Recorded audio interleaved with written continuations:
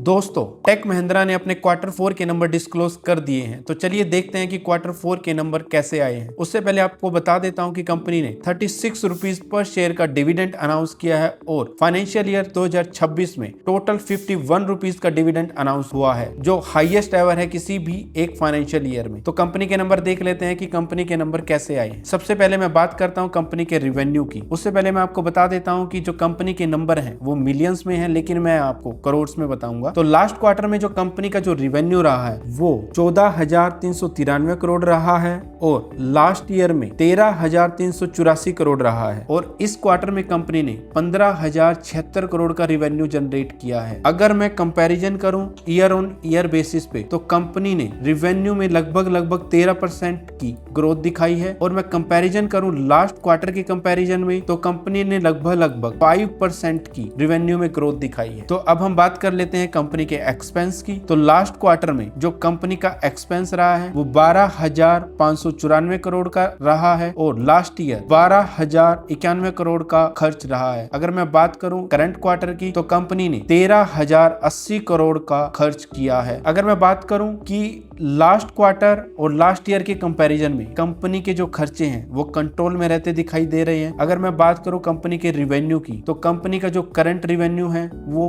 15,076 करोड़ रहा है और मार्केट की एक्सपेक्टेशन यानी कि जो डिफरेंट ब्रोकरेज हाउसेस की जो एक्सपेक्टेशन थी उनकी एक्सपेक्टेशन के अकॉर्डिंग 14,750 करोड़ की एक्सपेक्टेशन थी मार्केट की, लेकिन जो रिवेन्यू है कंपनी का रिवेन्यू मार्केट की एक्सपेक्टेशन से काफी ज्यादा आया है और ये एक अच्छा पॉइंट है इन्वेस्टर्स के लिए। अब हम बात कर लेते हैं कि कंपनी ने प्रॉफिट कितना बनाया। सबसे पहले हम बात करते हैं कि लास्ट क्वार्टर में कंपनी ने 1,118 करोड़ का प्रॉफिट जनरेट किया था और लास्ट ईयर 1,141 करोड़ का प्रॉफिट जनरेट किया था और सेम इस क्वार्टर में 1,356 करोड़ का कंपनी ने प्रॉफिट जनरेट किया है। अगर मैं कंपेयर करूं लास्ट ईयर के कंपैरिजन में तो कंपनी ने लगभग 19% का ग्रोथ दिखाया है प्रॉफिट में। अगर मैं कंपेयर करूं क्वार्टर ऑन क्वार्टर बेसिस पे तो कंपनी ने लगभग 23% का प्रॉफिट ग्रोथ दिखाया है। लेकिन अब हम बात करते हैं कि मार्केट की एक्सपेक्टेशन के अकॉर्डिंग प्रॉफिट कितना आया है। मार्केट यानी कि डिफरेंट ब्रोकरेज हाउसेस की जो एक्सपेक्टेशन थी उनकी एक्सपेक्टेशन थी कि जो कंपनी का प्रॉफिट है 1,520 करोड़ की एक्सपेक्टेशन थी, लेकिन जो कंपनी का जो प्रॉफिट आया है 1,356 करोड़ आया है,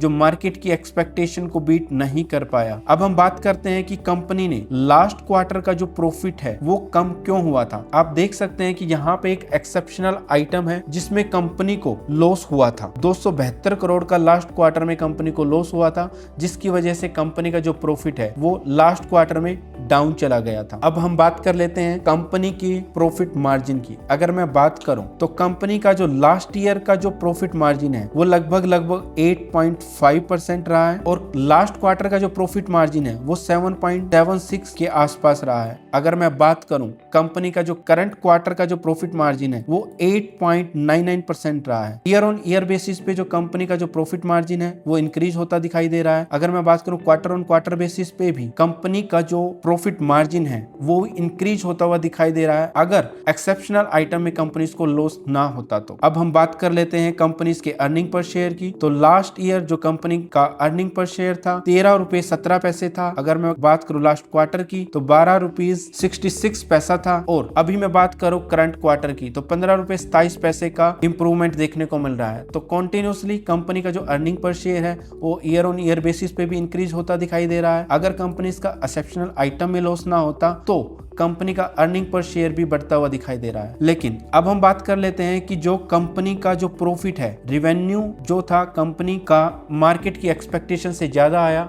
बट कंपनी का प्रॉफिट मार्केट की एक्सपेक्टेशन को बीट क्यों नहीं कर पाया।